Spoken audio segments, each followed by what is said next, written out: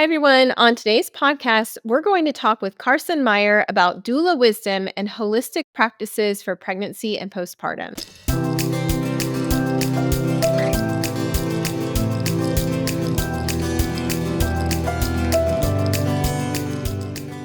Hi, everyone, and welcome to today's episode of the Evidence Based Birth Podcast. Today, I'm so excited to introduce Carson Meyer. Carson is a doula and certified nutrition consultant who has supported hundreds of families on their path to parenthood. She hosts circles for families across the country to help them access community and information on healthy pregnancy, birth, and postpartum practices. Carson also leads mentorship opportunities for new and aspiring doulas. Her work has been featured in Elle, Vogue, Goop, and the LA Times. Carson is also founder of Sea and the Moon, a clean skincare line founded on the belief that the way we care for ourselves is intrinsically linked to the way we care for the planet. Carson graduated from NYU's Gallatin School of Individualized Study in 2016, and she now lives in Western North Carolina with her husband, Jonathan, their daughter, Lou, and their Bernie Doodle, Polly. This spring, Carson published her first book, Growing Together, and she's here today to talk with us about doula wisdom and holistic practices for pregnancy, birth, and early motherhood. Carson, welcome to the Evidence Based Birth Podcast. Thank you for having me on. I have to say it's so surreal and exciting for me to be on and to hear your intro in real time because I've listened to your podcast for so long and I really couldn't do what I do. I couldn't have written my book without the work you do and what you make possible for parents and doulas. So I just want to say thank you. Well, we are honored to have you as well, and you're welcome. We're excited that we've been able to be of service for you. So, Carson, I know you have a unique story and path to finding doula work. Most people come to doula work after they've had children. You started when you were younger, before you had a child of your own. Can you talk with us about what inspired you to become a doula and how that path evolved over time? Yeah, so I have a long answer and a short answer. I'll spare you the long one, but I will say that I do believe that my own being born, my mother's birth of me, unconsciously played a big role in it. And when I hear my own birth story, I know that a doula was lacking in the birth experience, and that that support that I know my mom, even though she was surrounded by so many loving family members and friends, that was something that really could have impacted our experience for the better. But cut to my first year in college, I believe, and I was at Gallatin studying mind body connection. I was always really interested in holistic health, and I was assigned to watch The Business of Being Born, which I'm sure many of your listeners are familiar with.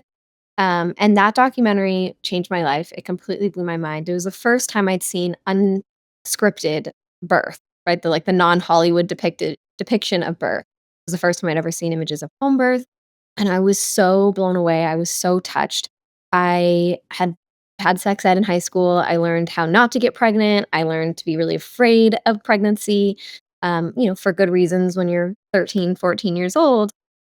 But I couldn't believe after watching that documentary that there was no curriculum later on that was gonna help me untangle those fears and feel more confident as an adult woman, in what my body was capable of. And then the other part of me watching that film was just horrified and devastated to learn about the, um, the healthcare system in the US, specifically around, maternal healthcare. Yeah, I think that film has had a huge impact on many people all around the world. I know it impacted me when I saw it as well, and the depiction was really jarring. The contrast between what truly supported birth could look like, and then what a birth that was not only highly medicalized, but where autonomy was taken away and people were treated as if they were machines, or they were depersonalized, dehumanized as Yeah. patients. And you kind of see that striking contrast. Yeah, and I think that that's all you know as a young woman. You don't know the alternative. You don't know what it can be unless you have the unique experience of being taught from your mother, or women in your community who are passionate about this topic. But I often say, because a part of me felt I was kind of angry. I was like, why was no one like? What was? I called my mom. I was like, who's going to tell me? My sisters had kids at the time. And I realized it wasn't that they were keeping a secret. It's that a lot of the women that came before us don't feel really empowered or didn't feel empowered in their birth.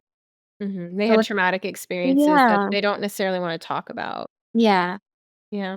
And there's still a stigma to talking about birth and absolutely. breastfeeding, and in human reproduction. I know my youngest is 11 and she's in 5th grade, and she's always educating her friends about she'll say the word uterus or she'll talk about the placenta, and they get so grossed out, and I'm like, "You guys should not be grossed out by this stuff." Like, she's just trying to, like, talk about the body like it's a normal thing, so It's so true, and it makes me so excited for the future when there are so many young girls and women who are changing that.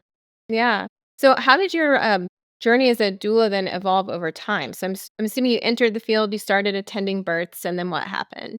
Yeah, so I was attending births in Los Angeles, where I'm from, for years, and then COVID happened, and as you know very well, many doulas were not allowed in the hospitals, and I was realizing that, in not being able to be there to support my clients, that there was this opportunity to set my clients up to walk into the hospital knowing more than they ever thought they needed to know about preparing themselves and their options. So that really, I mean, and I think doulas obviously have always have tremendous value in the hospital, but that they could walk in, their partner could walk in and feel totally equipped to navigate without me. And I also noticed in that time that there was a loss of community. Baby showers weren't happening, the in-person classes weren't happening anymore. And so I started the Growing Together Circles, which was a group of around 25 women in each circle.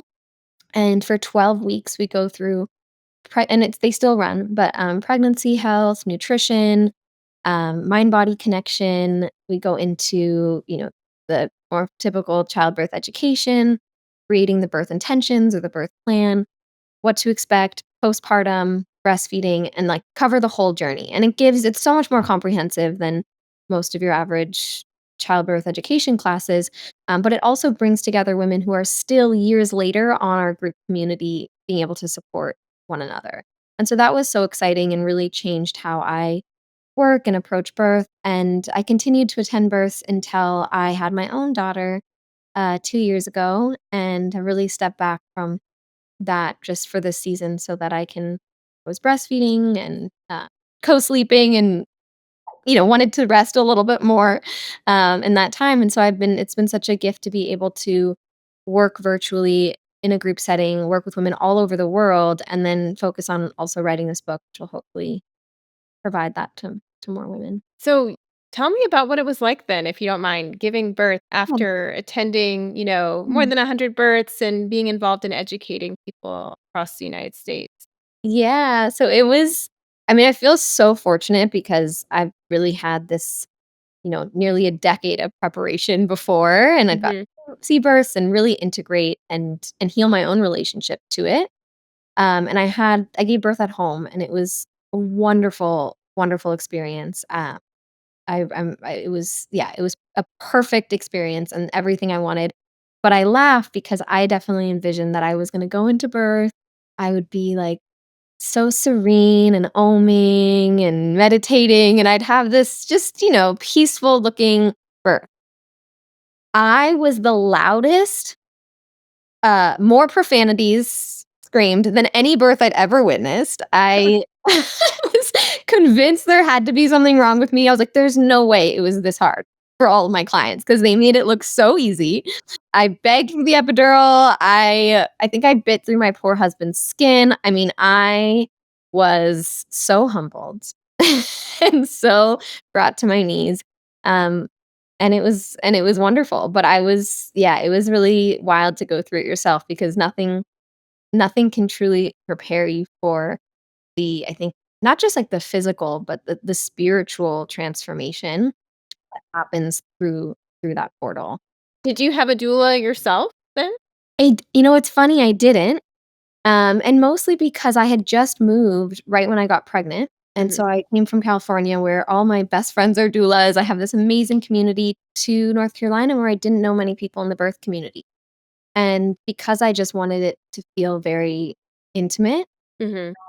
I decided not to. The midwife had an assistant who ended up being my postpartum doula and was fantastic, and so she was there towards the end, but I it was just my husband and I and my midwife. I had something similar with my second birth, because my midwife was gonna stay with me from start to finish along with her assistant. we decided not to have a doula, and Yeah. then the 3rd birth, we did have a doula because we needed more support, but, um, every every birth is different, every situation is unique. Yeah, So and that same thing, my midwife was, like, doing the double hip squeeze, and she's right. like, "I can be there and be But that." not every home birth midwife does that either, so it's No, important to know not what at you're all. getting into, yeah. And even some of the midwives that provide continuous labor support here in Kentucky will often say, "I really need you to hire a doula because it's exhausting for me to if it's a longer labor, I can't do that by myself and be your midwife, Yeah. for a long time." And something I did prepare for is I had a friend on call, and I knew if we transferred to the hospital that I wanted somebody there to help us, Okay, so you had, like, a nah. transfer plan. Yeah, I was like and Mhm, she's not it wasn't a doula, but I was just like, I wanted yeah, I knew that, like, there was somebody that was backup that I mostly for if I felt my husband needed that support. mhm. That's smart. Carson, I know one of your passions is like holistic practices. So, do you have any that you'd like to share with our listeners and some key practices you recommend for either pregnancy, birth, or postpartum recovery, maybe that we don't often think of as things that we can do to prepare? Yeah.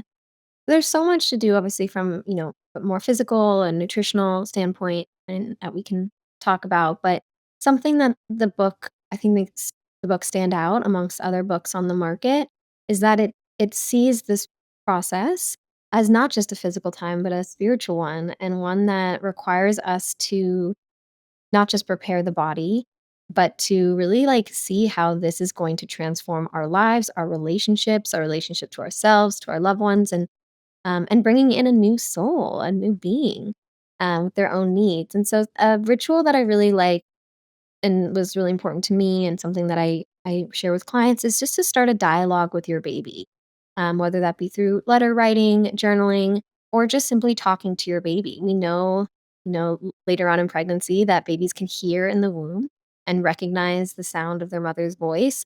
I found that in my pregnancy, this practice was so helpful in bonding, but also was really key in helping reduce stress for me. So Hmm. when a stressful event occurred or I was worried or, just life was happening, I would contextualize it for my baby in the womb by explaining it to her, reassuring her, like, you're safe. These feelings are not about you.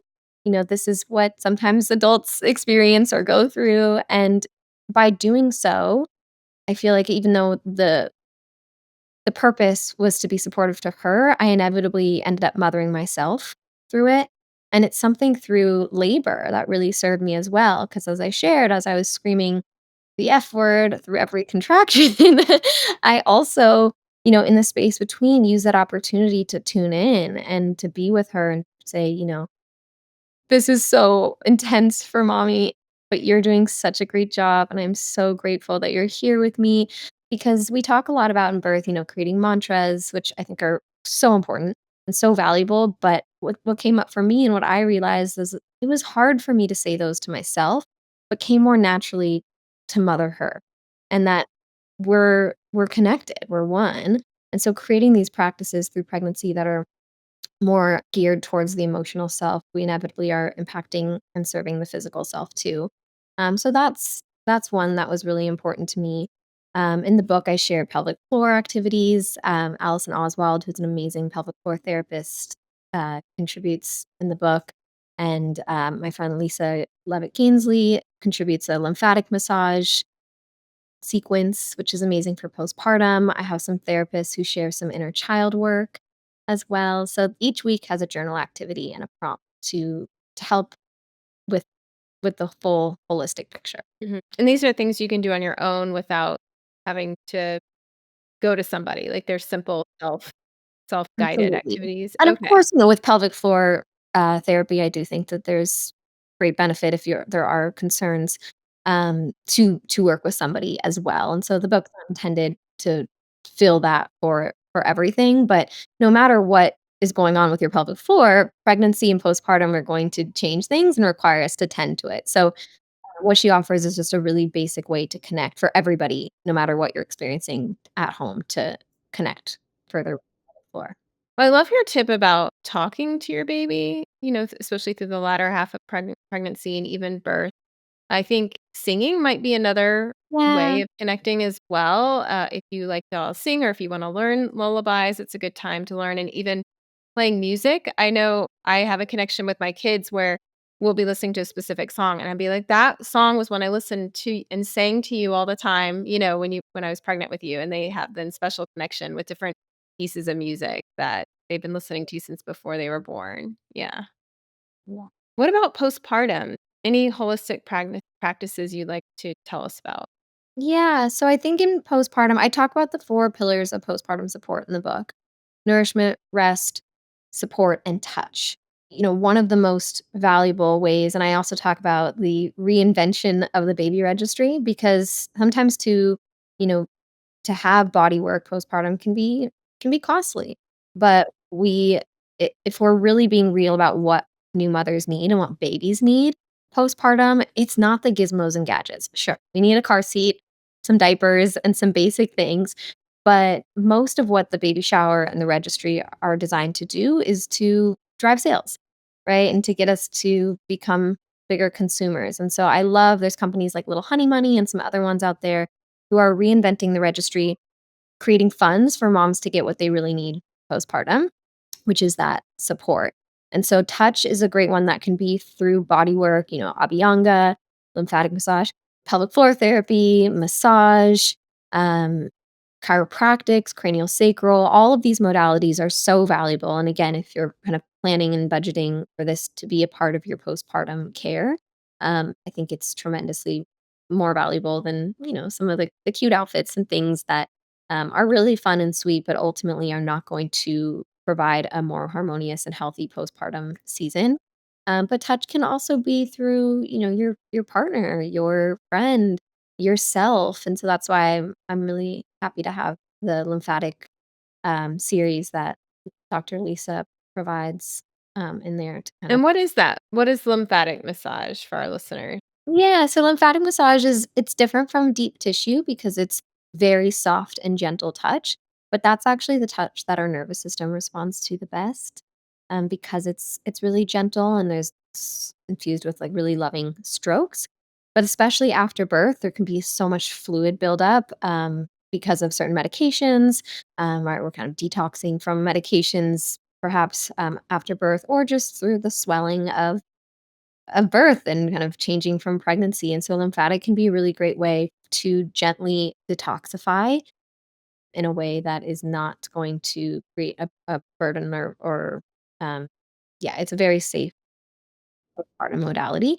Can be done at home, can be done from somebody else. And Abhyanga specifically is an Ayurvedic practice that utilizes the lymphatic massage to help those pathways, and it also supports the immune system with warm oil. And postpartum can be a very dry season. We're giving so much of our fluids, our hydration through our breast milk. And so this warm oil massage really helps to replenish the moisture that way. Well, I'm just really fascinated. Now I want to learn more about the topic of lymphatic massage because I think you're the first podcast guest to mention it. So, aside from your book, are there other resources or accounts people can follow to learn about that? Yes, Dr. Lisa Levitt Gainsleigh has the Book of Lymph, which is amazing. She's the one who contributes to my book, but she has a whole book on different lymphatic sequences. I mean, some are for skincare, for beauty. They can be used to help, like depuff the face, and there's breath massage. There's can help digestion, congestion, all different things. You name it. Okay. Okay. We'll be sure to link to that in the show notes. You briefly mentioned like nutrition and nourishment earlier. Do you have any tips you'd like to share on like preparing for, either dealing with pregnancy or preparing for postpartum recovery with nourishing yourself? I became certified as a nutrition consultant for pregnancy and postpartum a few years into becoming a doula because I realized there's not a whole lot of information offered within the obstetric model unless you get lucky and have a doctor or a midwife, even who's just super passionate about the topic. But most doctors don't get a ton of training on nutrition in medical school and have very little time in those 15-minute appointments to really talk about it. And so this gave me the tools to help provide that for my clients because it's undeniable how much nutrition plays a role in our health, in just how we feel day to day, our mental health, our emotional health, the health of our babies, even things like morning sickness, nausea, indigestion, constipation, all the pregnancy symptoms. And so one of the main, I think, like most basic, easy things to implement is prioritizing balanced meals. And so making sure that every meal has protein, complete carbohydrates from unprocessed foods, and fats, healthy fats. And so by doing this, we're going to inevitably stabilize the blood sugar. And I always say to my clients who are new moms or have moms of older kids, we know when our children are maybe having a tantrum or just very emotional, like, we immediately are like, "They skipped lunch," or, "They just had a bunch of sugar," Right. right? But we so rarely do that for ourselves, and we're the same, we're all the same. And so for especially postpartum, when there's so many hormone changes, so little sleep, so much going on, it's one of the most basic and I think effective ways, and it's a factor we can control. We can't control if our baby's gonna sleep, we can't control, like, how we're gonna feel all the time, but we can absolutely control our blood sugar and promote more energy and balance throughout the day and night with that adequate protein and fat. Also, we know that our brains rely on these omegas for healthy brain health. We know that there is some research that link to PMADs as well and show the association with those proper healthy fats, and that so much of it comes through our breast milk to our babies and helping their brain development. So, yeah, the prioritizing the balanced meals is the most collagen-rich foods, things like bone broth, organ meats are really high in nutrients. They're most some of the highest, levels of nutrients of any food that we have available to us, and so I think that's another great resource for pregnancy and postpartum. Yeah, and it kinda goes back to the title of your book again, like, growing together, how everything you do for yourself also then has an indirect impact on your baby as well. Yeah. What about hydration? You mentioned that as well. So, how do you encourage new parents to stay hydrated? Like, what are any tricks or strategies for that? This is where a partner can be a really great source, and I have to give my husband a shout out because he always made sure there was a big jar with a straw wherever I was breastfeeding, near the bed all the time. Because yeah, as a new mom, you have your baby in your hand, you're just, like, trying to find the best place to stop and breastfeed wherever you are, and so just having a somebody like, whoever's supporting you remind you of that is key. I have a recipe for a great jujube tea drink that I love. Jujube tea is or jujubes in general, just really rich in vitamin C, which is great for the immune system, as we know, and then, collagen production, so it's gonna help in healing hair, skin, and just yeah, just healing those tissues postpartum, and so that is just a more tasty, delicious way to stay hydrated, and we would just keep that on the stove all day long and keep serving it. That sounds amazing. I'm like, I want some of that right now. What about skincare? So I know you've had in the past and currently you have a skincare company. So how is self-care and environmental health related to pregnancy and postpartum wellness as well? Yeah, so my company, See the Moon, emerged around the same time it became a doula, and I think sometimes people are like, "Oh, those are so random," but at their core, they're very connected, and for me and my definition of my work, but I really believe that it we are only as healthy as the world around us, as our environment, and learning that babies are born with over 200 man-made chemicals in their cord blood, many of which are found in cosmetics and personal care products, in the ingredients that we're putting on our skin and on our baby's skin. And so Seeing the Moon is made with organic and yeah, really gentle ingredients made from nature to help promote that self-care from a healthy place.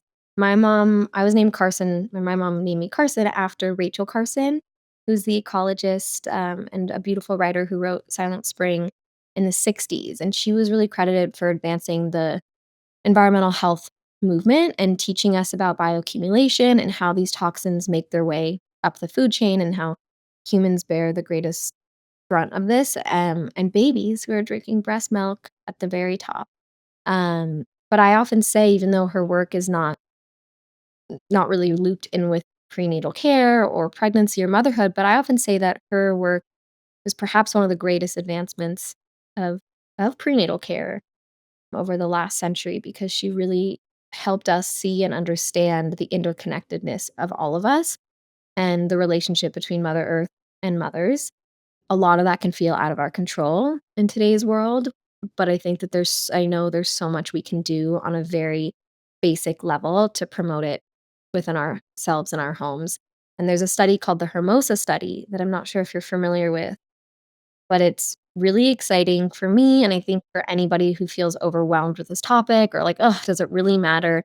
This study shows us, yes, it does, and that there's really good news around it. So the study looked at teenage girls and had them reduce just take out any of there was 4 different chemicals that they were testing for, remove them from their makeup, skincare, and we saw the levels reduce dramatically in just days without a detox protocol, just from removal. And I think this is a really helpful reminder that our bodies are naturally detoxic. They already know what to do, right? And as long as we're not overburdening him with these ingredients and doing our best to minimize the toxic load, our body's gonna do it for us. And I know in pregnancy, I get the question of all like, what can I be doing to detox? And it's not safe to do a lot of like heavy duty detoxing in pregnancy. We shouldn't be doing that.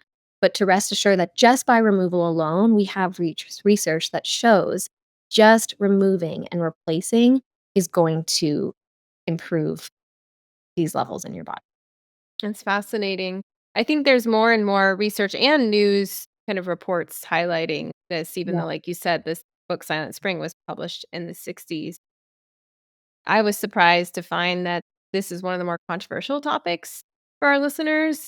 The last couple times we've talked about this, we've got some interesting, angry feedback. Really? I In what way? What part? um, People are upset that we talk about, like, agricultural chemicals, products, they say we're fear-mongering. Wow. Yeah, it's not what I would expect because, I mean, very high up institutions and researchers from all around the world are saying these are issues. We know there's endocrine disruptors. We know there's chemicals we need to reduce from our intake Yeah. in the population. So it was really surprising to get kind of this pushback. People who That were is upset about. so fascinating to me, Rebecca, and especially because one could say when you talk about some of the other stuff around birth, like, how is that not right? Like, I know. I get that feedback too if you talk about a downside of an epidural or Pitocin that's, fear-mongering. Um, Yeah. but it's so interesting how it's selective. But maybe that next time you share about it, like, share about the Hermosa study because I find that it's an entryway that gives people hope. Because I think sometimes what I know to be true about this topic, because it's so big and because it's so sad and heartbreaking deeply, is we can get angry. Right. Like anger is an emotion with that of just like, I don't wanna talk about it, I don't wanna hear about it, can't control it, I'm mad, I'm sad. And so it's like a defense mechanism to wanna push it away. But this study I always bring up first because 'cause I'm like, "Look at this. This is good news. You, in a toxic world, can make some changes and totally have control." Yeah, and I do think, in EBB, we say, if somebody uses the word toxic, it's usually not evidence-based, but there is an actual evidence-based definition of toxins. And Yeah. so, when we're talking about we're talking about it in that sense. So I do agree with you. I think it is a defense mechanism. I think people feel out of control that there's so many products and foods that are harmful that we have a fear-based response. And for some people, that response is to reject that information that it's harmful. But I do agree that there are simple things we can do, and we have, I think, 2 podcast episodes that have gone into this in depth that we'll link to in the show notes about reducing exposure to various toxins. And again, I'm not using that word in like a fear-mongering way, but there's an actual scientific definition of that. So we'll link to those in the show notes, and hopefully, the more we talk about it, the less people will feel that need to kind of push back against this topic. And I just wanna mention, because 'cause I've been on my own journey of this too, for anybody who maybe does feel that way or feel overwhelmed by it, just the reminder that it doesn't mean we have to be completely obsessive about we're never gonna be perfect. Right. We're never going to eliminate it all. And so it's not about this, like, all or nothing mentality or making yourself miserable and stressed out in the effort. But just like with any topic or what you do so beautifully in your work is just knowledge is power. And we get to choose how we take that information, how we utilize it to help us without letting it destroy our peace and well-being too. Mhm. Yeah, agreed. So, Carson, we've talked about holistic practices. I was wondering if we could talk a little bit about doula wisdom. And are there any common misconceptions about doula work that you'd like to dispel? Yeah, I love this question. I mentor some some doulas, and this is something that we talk about quite a lot. But the first one is just that the myth that doulas are only for hospital, or sorry, only for a home or like unmedicated birth within the hospital. When in fact doulas, and you might find a doula who has a certain niche, but doulas support all different births, cesarean, home birth, inductions, and then it's not about bringing our idea of what is best, but being there to support a family and a mother through her needs, whatever those may be. And so everyone can benefit from a doula if they want one, no matter how their birth what they're planning or however it unfolds. And the second one that more and more over the years I've come to realize in this work is that doulas are not there to advocate for anyone, for their clients, but really just there to help support a mother in being her own best advocate. And I believe that when we reframe this role of the doula or look at it this way, we actually give more power to the mother and help support her in a really crucial part of the rite of passage that's going to help her as a parent. And that empowerment is when a mother finds and feels safe and supported in using her own voice. And so I know that that kind of challenges some of the beliefs as a doula, and I myself used to say, I'm a doula, I advocate for you." But more and more, I'm like, "No, I'm there to be with you, and you are your own best advocate." Although I think you mentioned earlier, there's we don't want to look at things all or nothing because there are times when someone can't speak for themselves. Correct? Yeah, Yeah.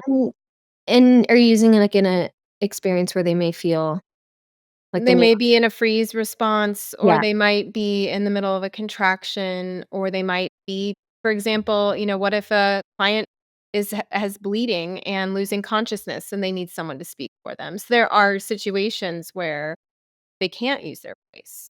absolutely, and I don't mean that we just sit there silently Right, or, right.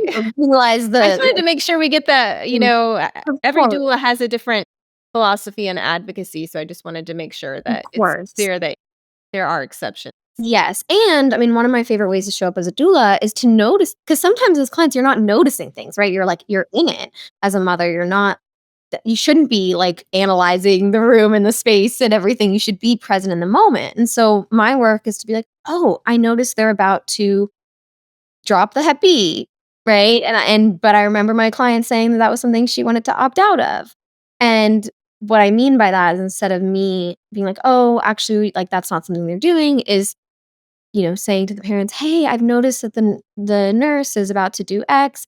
Do you wanna have a conversation about it before? I remember us talking about it, and it was something that, you wanted to ask more questions about." And so we're helping to facilitate conversation, we're helping to amplify our clients' needs, and to support them in advocating for themselves. But I think some people actually fear having a doula because they think that we're gonna come in and quote, "control the process" or butt heads with the provider, and I have to say your book is it's been years since I've read it, but I really, really it left such an impression on me, and I think you just do such a fantastic job of pointing out why we are where we are in the hospital. I mean, as somebody who's an insider yourself of just, from the burnout rate to the liability to insurance companies, just the whole structure of it and what it feels like on the inside, and really seeing care providers as the good intended incredible people that they are, and being in this work, being of service with their goal of helping and creating healthy experiences for mothers and babies, but within a system that is so broken. And so I really love as a doula to come into the birth space in the spirit of collaboration and working together under that shared goal. And for anybody who hasn't read, I'm sure everyone here has read your book, but you just write it so beautifully. I really remember it's been years since I've read it, but I remember it so vividly how you paint that picture. Because I think when doulas or with anyone, when we see each other from that lens, there's so much less conflict and so much more space for the mother to feel really heard. It's interesting how you mentioned the doula can be like the eyes and ears in the room. It's like the outside party who's not part of that system, but Yeah. kind of sees everything that's going on. How do you mentor new doulas with kind of like the overwhelm of all the things they have to do? Like they feel like they have to, provide the hip squeezes and the massage and the hydration and get position changes, but then also noticing what's going on with the dynamics of the medical team and things. Like what's some advice you give to a doula who might feel overwhelmed by all of that? Yeah. So, well, the first advice I give is when you're becoming a doula or as a doula, to understand your why and to see if it's coming from any of your own trauma. I think so many of us enter the birth space because we've been through something or we've witnessed something and have our own experiences, and we want to heal through that. And it's a beautiful thing to want to transmute your trauma into healing for yourself and others. But I think it's important to be doing work to make sure that you're approaching your work and your client's birth through a clean lens. Gonna help bring a lot more clarity and then I think inner peace for the doula and also sustain the burnout rate that happens as a doula too. It's a lot of giving. And so to make sure you're tending to your needs similarly as you would like a postpartum mom or a new mama, a pregnant mama, of like nourishing yourself so that you can show up at your best and not taking on too much is really important. And then I found that my job got so much easier in the birth room when I started the Growing Together circles and really leaned into the information part. And this is where your work again is so valuable because the more you can prepare your clients, the more they're going to set themselves up for an environment, a birth team, practitioner that is supportive of what they actually want. Mhm. And then therefore in the actual birth itself, ideally, there's less that you have to be managing. Yeah, and it's hard to take in information when you're in labor because 'cause you're in a Oh, different yeah, it's part of your impossible. brain. It's Yeah, impossible. Yeah. No, it's not yeah, something you should be doing. mhm. At least not all the education during labor. Little Yeah. bits and pieces you could probably take in, but for sure. Is there anything else, Carson, you'd like to share with our listeners? Any other, pieces of wisdom? Yeah. I mean, I'm just so excited for people to be able to read the book and then it's finally out and available, and I hope that anyone who's listening today uses the book to take in all of the amazing, such valuable information that evidence-based birth brings to you and makes digestible for me and for parents.